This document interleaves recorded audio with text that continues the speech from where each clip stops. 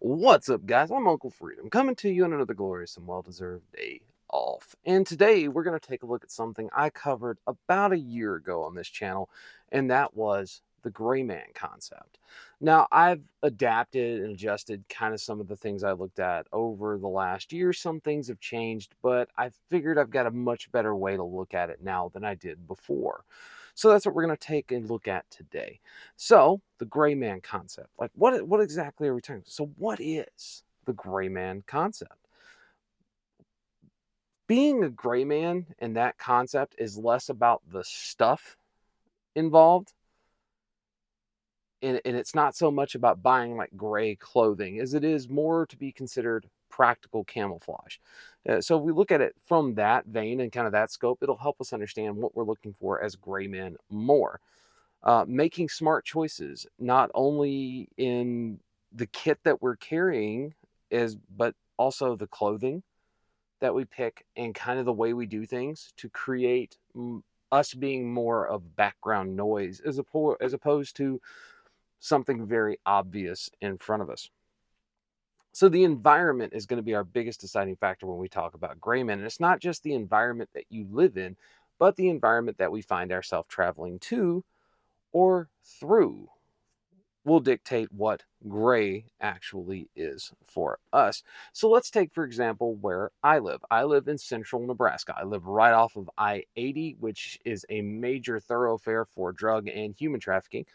And I am in a more rural part of the state. So in my rural part of the state, seeing a guy wearing hiking pants or 511 pants, even camo really isn't out of place. However, if I saw a guy in town wearing multicam, I'm going to pay attention to that because that's a little out of the normal. That doesn't make as much sense.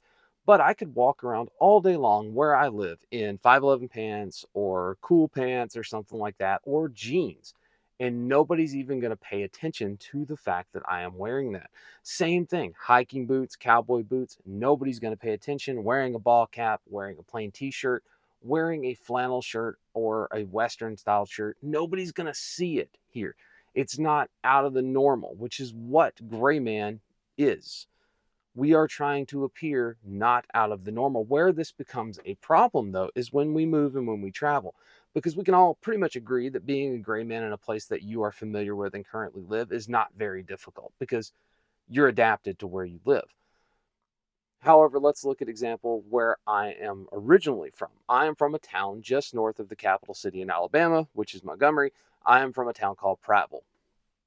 So being born and raised in that area, if I compared what was normal there versus normal here, it's a big difference, right? So I could see people in hiking pants or tactical pants, and it wouldn't raise any concerns, suspicions, anything in this area. I could also see a guy in overalls or blue jeans, and it won't raise suspicion.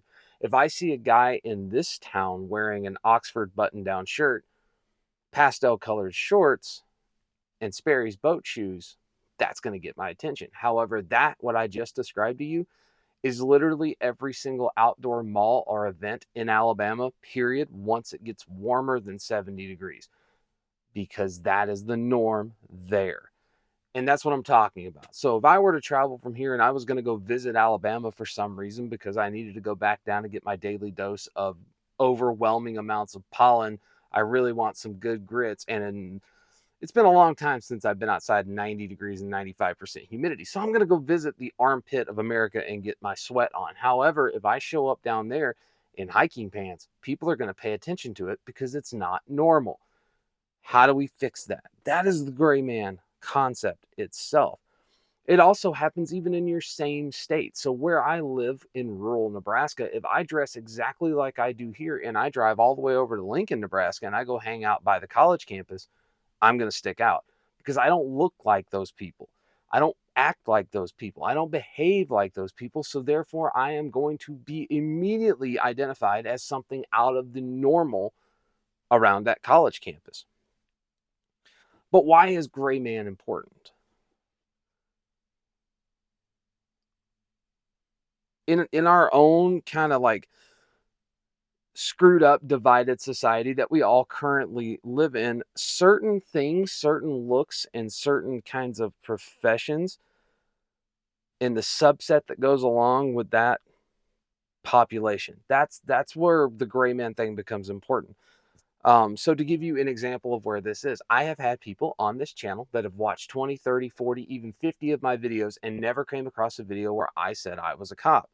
Immediately upon finding out that I was a cop, they were very quick to tell me they hoped I died and that my children would be, orphaned and all this other crap because I was a cop and I was a tyrant, simply because the connotations that went along with the modern perception of being law enforcement was enough for them to hate what I was simply because of what I do.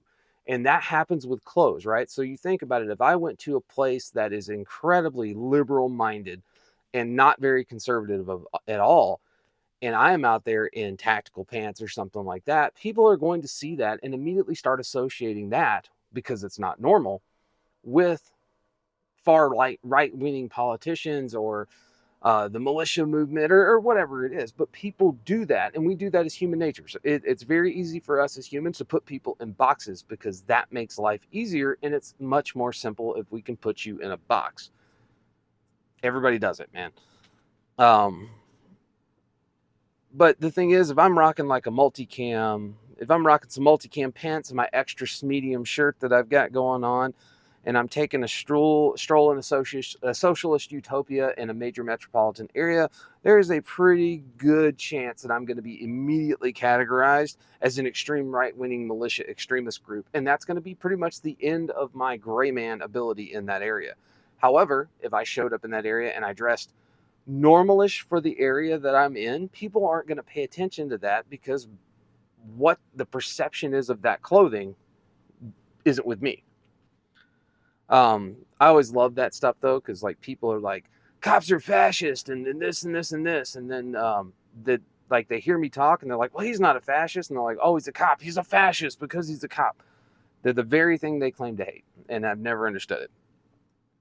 So when we talk about gray man, this is something I've touched before, but I'm going to touch it again, and there are three kinds of people on the planet. Only three. That's it. We like to put people in boxes. So there are three kinds of people on the planet. And what are those three? Well, those three are predators. Predators pay attention to what they see around them. They are constantly looking for things that are not a challenge for them to do their predatory activity on. Vulnerable people, people that aren't paying attention to their surroundings, people that appear to be lost or vulnerable in some way. That is what predators look for. They are looking for easy marks because, much like things in the wild, if it's going to fight them back, they don't really want to screw with it. The next group of people you're going to have are protectors. I like to think that's most of the people that view my channel are the good people out there that are willing to stand in the gap between predators and our third kind of people, which is normal people. Normal, everyday earth people, or sheep. Sheep can be a derogatory term, but it's not really. I don't mean it in a derogatory way. I just mean that like 90% of the world's population goes through their life on autopilot. They are not paying attention to what's going on around them. They don't look for things. That is how we end up with people that have driven their very nice Mercedes SUV into a known gang area and then pulled over and were dumb enough to ask for directions, because they're not paying attention and they don't understand that the world is not as nice as it appears to be. And then you have the other two. You have the predators and you have protectors. Those are the other things. You can call protectors sheepdog. I don't really care. I don't use that. I like to think of a protector because protectors protect things. Predators prey on things weaker than them. And everything in the middle is those sheep or those normal earth people, man. Those are the guys that like we need to be looking out for, because they may not always agree with us, but they make up a vast majority of the population. So I bring up those three things to bring up something else. So usually when we talk about things on here, we're talking a lot about guns, right? So this is my CZP-07. I adore this gun. This is kind of a chunky gun sometimes, and we are petrified as concealed carriers, especially when you first start, because you're like, oh my God, everybody can see my gun. This thing's gigantic and it feels like you're carrying a freaking AR in your pants, and it's just a handgun. And you're terrified that everybody you walk by can see your gun. And the issue is they can't. and then you play with it constantly. You reach down, you pull it back, or you tuck it, or you adjust your holster, or whatever, and that draws attention to it because you drew attention to it. However, I will tell you that those predatory people I spoke of a minute ago are absolutely paying attention to those little bitty indicators that I see as a gun guy and you see as a gun person. They're paying attention to those as well. You hear this all the time, which is, I'm printing and everybody can see it, or whatever. They're the two people that notice those indicators, and I've said this before when we talked about backpacks. The only reason you know that that backpack is the kind of a backpack that somebody that owns guns would have that backpack is because you're a gun person that also has that backpack. We make the mistake all the time of assuming that other people are playing on the same playing field we're playing on. They're not. They don't care, man. They just want to like go to Starbucks and get their coffee and then go to the mall and do this and then go get a pedicure or whatever they do. And then they want to go home and they want to watch TV and be told by the TV people how bad the world is around them or what they need to do next or who they're supposed to hate or love this week. That's what they want to do. And there's nothing wrong with that, right? Everybody can do their own stuff, man. This is America. I don't have to agree with you, but you can do your own thing.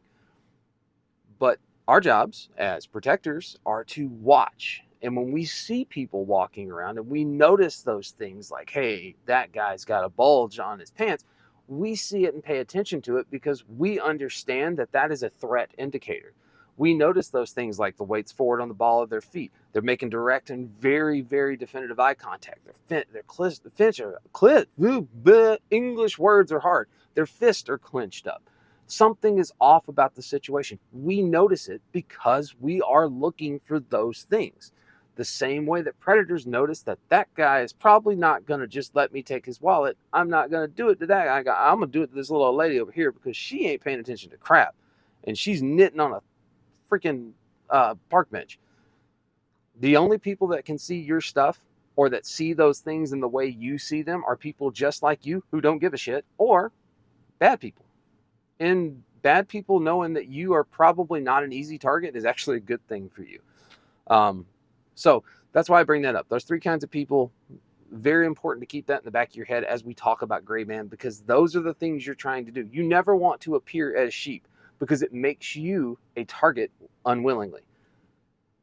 But you never want to appear as a predator because who watches for predators? People like you and me, also law enforcement. So appearing ambivalent to the situation, but having, some certain things going on is a good thing.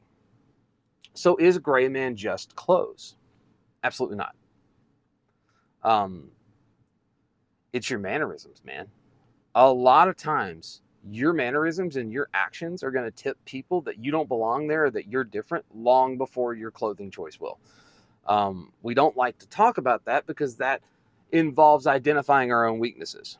But people will absolutely do that.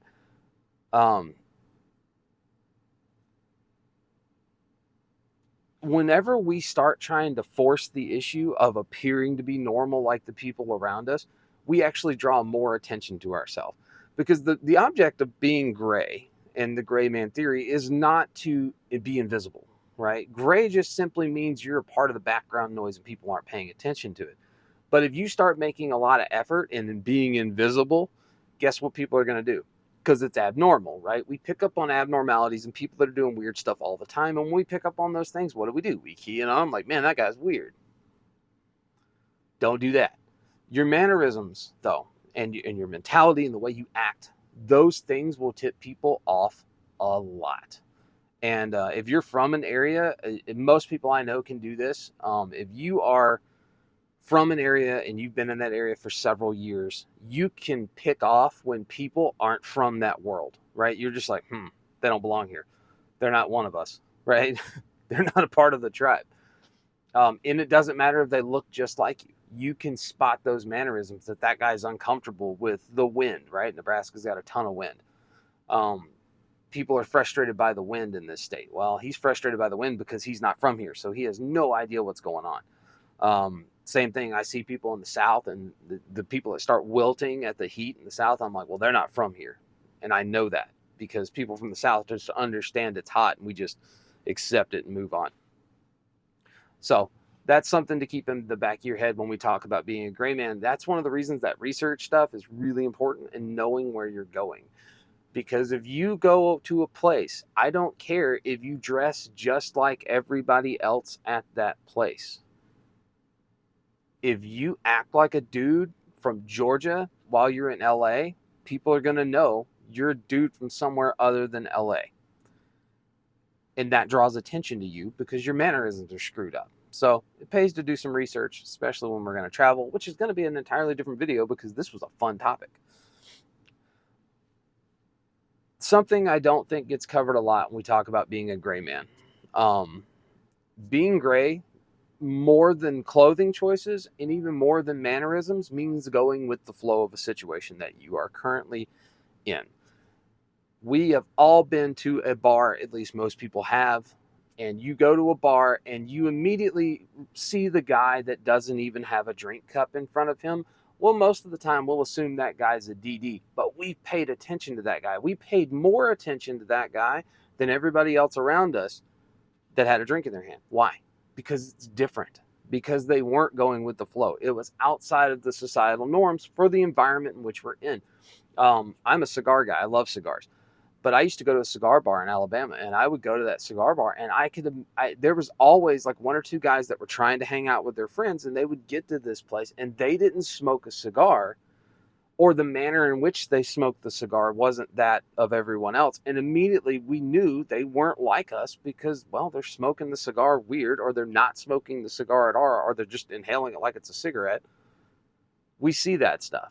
You don't consciously know you see it, but I guarantee you pick up on it. And now that I've mentioned it, when you're out in public, it'll start tripping triggers and you'll be like, oh shit, that was accurate.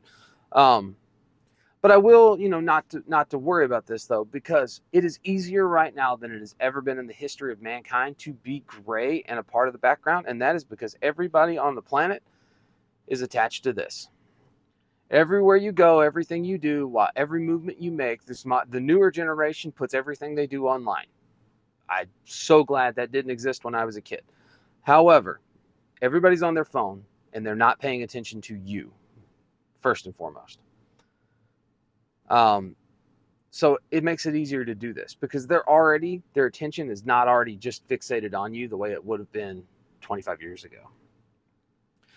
So when we talk about gray man, the next part of gray man, and this is everybody's thing, is guns and knives, defensive countermeasures, right? So here's the deal. Guns and like knives. This is my Bark River Bravo 1. Ain't it sexy? They are a last resort. You should not be carrying these things in a gray man environment with the anticipation of using them. You should be looking for your exits. You should know how to get away from places you are. And only if everything has gone incredibly sideways should you be worried about this. Because if we're playing with this, no amount of gray man's going to help you. Everybody's going to remember who you are. So it's an absolute last result. But the other things we need to be aware of when we do this is the things around us, right? Do I have a water bottle? Do I have a flashlight? Can I pick up this thing off the table? Is there a hammer I can see, a stick, right? Something. Because there is no such thing as a fair fight. And if we are traveling and doing any of these things, I guarantee you there's no such thing as a fair fight. You are fighting someone else on their turf that you have no knowledge of. There's no such thing as a fair fight. And you need to be constantly evaluating your situation in some fashion without being paranoid to ensure that you have the things needed in order for you to fight. But the biggest thing I'll let you take away from this, and I'm going to hit this in every single video that's going to be Gray Man. I think there's 3 of these. There's a tips video, and then there's actually traveling as a prepared person, and we cover overseas traveling on that one. That one should be fun. Confidence. Your confidence in the way you walk, the way you carry yourself, your mannerisms, the way you talk to people, the way you look at people, the way you engage people. Confidence. Your confidence is how you sell being a gray man, right? I could have you in all the clothes in the world. What did I tell you a minute ago? Mannerisms will dime you out faster than your clothes ever will. How do you fix that? Confidence. Man, here's the deal. If you're supposed to be somewhere and I act like I own that place and I'm supposed to be there, you're not going to question it. You won't at all. I can't tell you how many times I have done things like walked into the back of Walmart, into the stock area, right past managers who didn't even blink at me because the way I walked and carried myself, they were like, oh, well, he obviously supposed to be here. Maybe he's from a different shift. They didn't pay any attention to it at all.